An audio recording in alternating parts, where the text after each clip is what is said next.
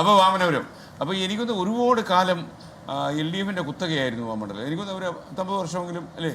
77-ലാണ് അവസാനം കുഞ്ഞികൃഷ്ണപിള്ള സാർ ജയിച്ചത്. പിന്നീട് ജയിച്ചത് ഏത് സാഹചര്യത്തിൽ അവർ നല്ല ഭൂരിപക്ഷത്തെ വിജയിക്കുന്ന ഒരു മണ്ഡലമാണ് മാമനൂർ. സുധീർഷ അല്ല ഞാൻ ചോദിക്കുന്നത്, ഇപ്പം ഞാൻ പറയുന്നത് ടോട്ടലി ഒരു കാറ്റടിക്കുമായിരുന്നു. അങ്ങനെ കാറ്റടിക്കുമ്പോൾ പിന്നെ ഒരാൾക്ക് പിടിച്ചിരിക്കാൻ പറ്റില്ല. എന്നാൽ പോലും ആ വാമനപുരം മണ്ഡലത്തിൽ എന്തായിരിക്കും സംഭവിച്ചത് ഇന്ന് ആലോചിക്കുമ്പോൾ? നമ്മളിപ്പോൾ ഇലക്ഷൻ്റെ ഇതൊക്കെ പോയല്ലോ. ഇനിയിപ്പോൾ നമുക്ക് യാഥാർത്ഥ്യം പറഞ്ഞാലും പ്രശ്നമില്ല. ഇനി 5 കൊല്ലം കഴിഞ്ഞേ ഉള്ളൂ വോട്ടിൻ്റെ. മൊത്തത്തിൽ ഈ സംസ്ഥാന ഗവൺമെന്റിനെതിരെയുള്ള ഒരു ഗവൺമെന്റിനെ വെറുത്തിരുന്നു ആൾക്കാർ ഉണ്ടായിരുന്നു. പിന്നെ മാത്രമല്ല അവിടെ 50 വർഷക്കാലം ഏത് സാഹചര്യത്തിലും എന്ത് ചെയ്തില്ലെങ്കിലും വിജയിക്കുമെന്നുള്ള ഒരു അഹങ്കാരം അവരുടെ ഭാഗത്തുനിന്നുണ്ട്. അതിന് ജനം വളരെ കൃത്യമായി അതിന് മറുപടി നൽകിയെന്നാണ് ഞാൻ മനസ്സിലാക്കുന്നത്. കാര്യം അത്രയ്ക്ക് വികസനത്തെ ഒരു മലയോര പ്രദേശമാണ്, അത്ര വികസന മുരടിപ്പ് ബാധിച്ച ഒരു പ്രദേശമാണ്. അപ്പോൾ സാധാരണക്കാർ പാവങ്ങൾ താമസിക്കുന്ന ഒരു മണ്ഡലം.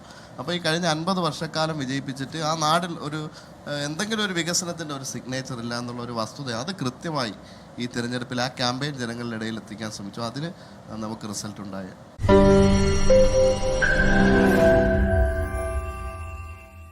ലോകത്തെവിടെയായാലും ഏത് സമയത്തും 24 വാർത്തകളും ഓഗ്മെന്റഡ് റിയാലിറ്റി പാക്കേജുകളും എക്സ്പ്ലെയിനറുകളും വിശദമായി കാണാൻ ഞങ്ങളുടെ YouTube ചാനൽ നിങ്ങൾക്ക് സബ്സ്ക്രൈബ് ചെയ്യാം.